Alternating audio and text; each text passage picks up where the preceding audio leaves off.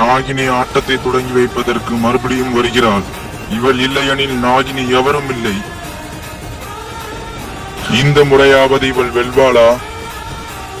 யார் இந்த சிவன்யா? உண்மையில் இவள் நல்லவளா இல்லை கெட்டவளா?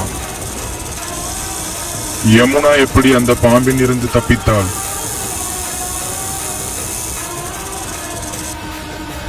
நாகராணி பிரகதியின் வருகை, நாகமோகினியின் இளவரசி அவந்திகா வருகை.